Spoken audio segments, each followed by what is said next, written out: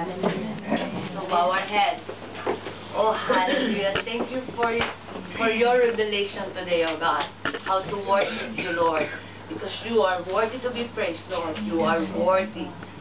Lord, hallelujah. Give us wisdom and knowledge, O God, lalo na sa makikinig, Lord. Hallelujah. Gamitin mo lang ako, O God. Let your word be spoken, O Lord. Hallelujah.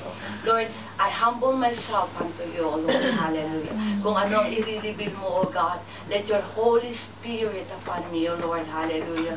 Lord, hallelujah. Give us more wisdom and knowledge to know the truth, O God. To know you more, Lord. Hallelujah. And I pray, O God, in the name of God. In Jesus' name I pray. Amen. Amen. Tayo po ay ang ating topic po today is it's all about worship. Alam nyo ba na ang worship is the most important aspect of our life, of our walk with God? Diba sa Book of Revelation chapter 4, mababasa natin doon how they worship God in heaven. They are worshiping God. Bilang Christian, our primary calling is to worship God. Hindi bilang isang nurse, hindi bilang isang teacher, hindi bilang isang engineer.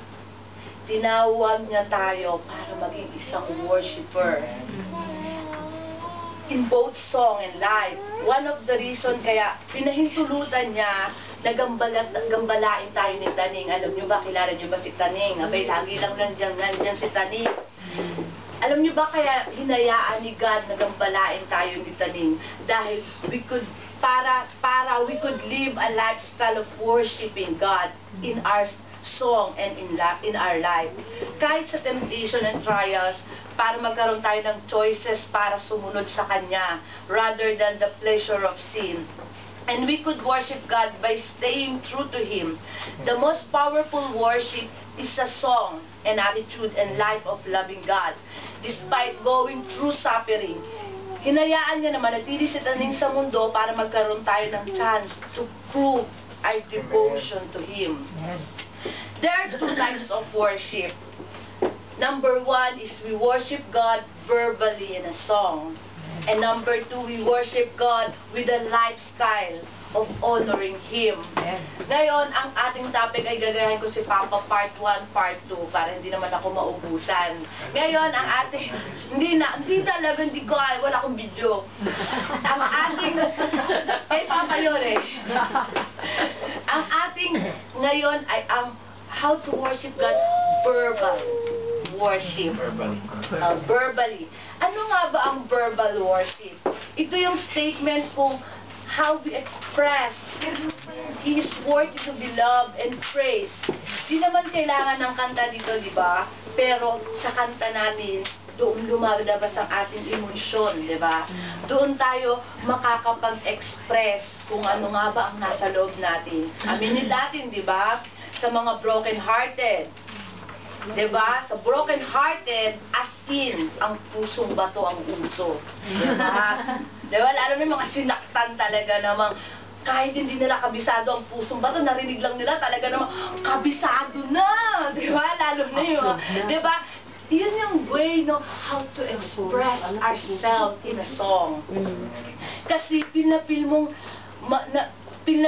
mababasa natin din ito sa Book of Revelation na ang heaven is worship is done in songs. Ang worship ay kailangan gawin natin buong linggo. Amen. Karamihan sa atin tuwing linggo lang tayo maawit ng worship song. Kaya ang hirap sumabay, kaya pipilitin na lang umawit, 'di ba? Napapansin ko 'yan, napapansin ng bawat isa 'yan, na para buong linggo ang kinakanta mo ay Migomi, di ba? Migomi, Migomi. Paano ka pa makakakanta dito, di ba? Yung Migomi pa rin yung naisip ko, imbis na I will worship you. Di ba? Naiintindihan nyo ba ako? Yung Migomi yun yung Migomi. Hindi ko alam. Yung sabi mo. Yung sige, sa pusong bato na lang. Alam mo, puso yan ngayon eh. Yung pusong bato. Diba? Kung kanta-kanta ka ng pusong bato, talagang sa pagkalinggo, ay ba talaga ang pusong bato pa rin ang nasa isip mo, diba? Na hindi mo parang, I will worship. Ay talaga ang kakantahin mo pa rin yung pusong bato, ba chorus na ni? pero, may isang tip. Pero alam nyo ba na kailangan din natin matutuhang umawit kahit mag-isa lang tayo? Di ba may favorite song tayo na Christian song? Ako, ang revelation sa akin ni God for full week, Jesus, I believe in you.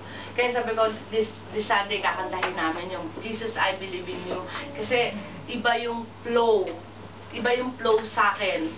Tapos yung ang tip dito, may isa kayong Christian song, kabisaduhin nyo. Kabisaduhin nyo, paulit-ulit. Paulit-ulit yung kantahin habang naliligo, habang kayo ay nasa metro, habang nasa bus, lalo na habang kumukudkud kayo ng kubeta. Diba? Makakaramdam kayo ng transformation sa spiritual life. Pag di talaga tayo nagkakakanta ng worship sa buong linggo at puro giyomi at pusong bato ang nasa isip natin, ngayon may uso na Dance with My Father, diba? Yan ang kinakanta nyo, ay talaga namang magsesenti kayo, diba? Pero pag kinanta nyo yung worship about God, ay talagang hindi lang ang puso nyo ang titibok, pati ang spiritual nyo magta-transform. Ito yung nasa na ba ako? Nakalimutan ko si Diomi. Nasa isip natin talaga mag-struggle na mag-worship pagdating sa Sunday. When we put our relationship with God first and worship Him, despite being busy or tired, He will take care of us. It is always worth it put to God first. Alam niyo ba yung talagang pagod ka na talagang nakita ko yung sa aking kapatid kahapon na 9 hours ba naman talagang iba na talaga pagkambal no?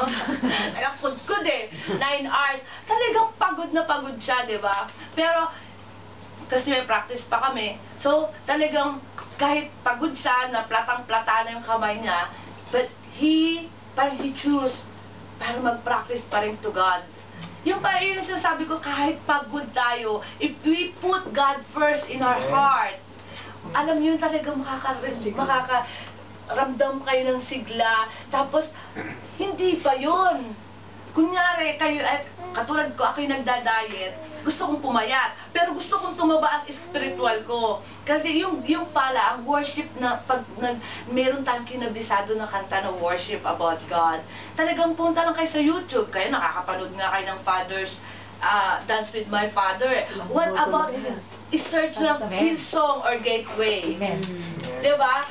May magugustuhan kayong kanta doon. Tapos isulat nyo lang. Ang pusong bato nga, hindi kahit din yung sinusulat, kabisado, diba? What more about worship? Kahit hindi nyo na isulat, paunti-untiin nyo lang. Paunti-untiin nyo lang nakantahin sa puso nyo. Talagang transformation sa spiritual natin yan. Minsan kasi akala natin ay worship in intimacy with God. Alam niyo ba ang worship, ito yung way para magkaroon ng intimacy with God. Minsan kasi akala natin prayer lang ay okay na to get to know God. But you know what? Worship is the key to really feel God in our life. Kailangan natin matutunan ng i-balance yung prayer, word, worship. The more we worship God, the more we can hear God's voice.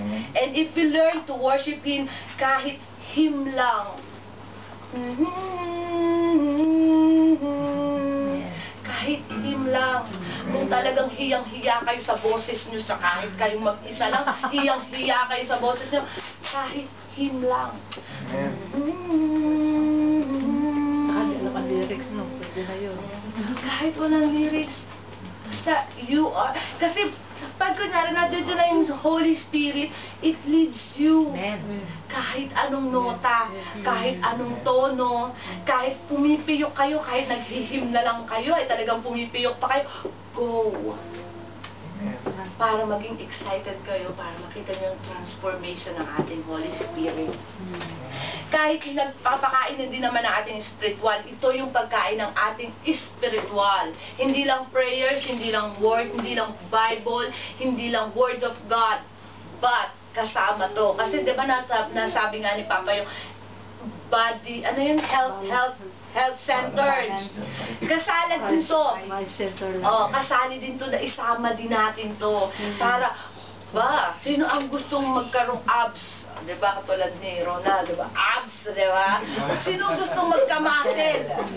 Di ba? Tayo talagang gustong-gusto natin magka-muscle. Ang abs pa lang, di ba? What more? Yung spiritual natin na magka-abs. Lala, di ba? Parang, wow, Adonis ang nasa loob ng aking katawan, di ba? Parang, kung gusto mong maging Adonis ka o maging Diyosa, Amen. Diyos. balance your life. And balance it with worship, prayer, Word of God. Sabi dito, and soon mararamdaman talaga natin ang spiritual transformation. When we worship, we begin to love like Christ. Love, it helps us to love with God with all our heart. It helps us love others selflessly as God loves comes in us. Na-excite ba kayo sa ano? Kwento. Wala pa kayo naman. Ang atat nyo, no? Alam ko yan ang inaabangan nyo linggo-linggo. Sabi ko nga kay Mimi, ay Mimi, hindi na ako kumukuha ngayon sa Facebook. Sabi nga ni Mimi, nag-google na ako. Google sabi ko. Nag-google na ako. Oh, ito na, nandito na tayo sa kwento. God revealed me something about this. Tungkol kay Harry and Bill. Hindi mo alam to. Harry and Bill? Che, hindi mo alam. Iba to, iba. Ito ay tungkol kay Harry and Bill. Si Harry and Bill ay talaga silang friendship talaga. Since bata, sila ay magka-friends. Talagang body-body. Sabi nga nun, astig body. Diba? Sila ay body-body. Sila, tapos, elementary pa lang, magkasama na sila sa school hanggang mag-college, natapos na sila ng college. And then one day, nag-decide sila na, pare, magsundalo na lang tayo. Nagsundalo ngayon si Harry sa si Bill. And then, nasabak sila sa gyera. Pare lang, bang, bang, bang, bang, bang, bang. Sabi sa gyera. Eh di, talaga namang, may isang unit lang sila. Eh di ngayon, si Harry and Bill, nagkahiwalay. Dumilim na, di ba gabi na? So, si Harry napunta sa nakaligtas. Si Bill hindi niya makita. Hindi niya talaga makita si Bill. Tapos, every night, naririnig niya si Bill. Harry, help me. Harry, come, help me. Di sabi niya, hindi siya ngayon mapakali. Hindi kailangan pupuntahan si Bill. Paalam siya dun sa captain niya, Captain, kailangan ko lumabas ngayon sa kuweba para puntahan ko si Bill. Sabi niya dun. Sabi nga dun, ano? Are you crazy? Dumalad? Dumalad! Sabi nung nga, hindi naman friends yun, English yun, Amerikano sila, ano ka ba? Sabi, nililito mo ako eh. Tapos sabi niya, are you crazy? Sabi niya, lalabas ka doon. Kunti na lang yung iiwan kong sundalo, hindi ka pwedeng lumabas doon, mamamatay ka din. Sabi niya ganun. Sabi niya, sige, ano yun eh, sabi ni leader, hindi ako lalabas. Pero every minute, naririnig niya si Bill. Harry, help me. Harry, please come. Eh, naggalit na siya sa kapitan. Hindi talaga lalabas ako. Sabi niya, si Bill yun. Kababata ko yun. Talagang sasalba ko siya. Eh, pagkatapos nun, hindi siya nakinig dun sa kapitan. Lumabas siya. Tapos pagkatapos nun, natagpuan niya si Bill. Natagpuan nila si Bill. Patay na. Tapos sabi nung kapitan, sabi ko sa'yo, tatanga-tanga ka, sabi ko, patay na nga si Bill. Sabi niya gano'n. Sabi niya, sinagip mo ba? Eh, kung mamatay ka, di mawawalan ako ng tropa, ay troops, parang gano'n. Tapos sabi ni Harry, nagkakamali ka, kapitan. Nung sinagip namin si Bill, buhay pa siya. At ang sabi niya sa akin, Harry, I know you'll come. Alam ko, babalikan mo ko. Ang moral lesson of the story is a good relationship are hard to find and once developed should be nurtured. Parang kay God lang, pag na-develop na natin ang good relationship to God, we need to practice every day, every day, every day. Diba? Nurtured nga eh. Kailangan nating palaguin. If we worship our God every day, not on Sunday, but every day of our life. Every hours, kung pwede lang, every minute of our life. Para magkaroon tayo ng intimacy with God. Amen. God, glory po. Amen.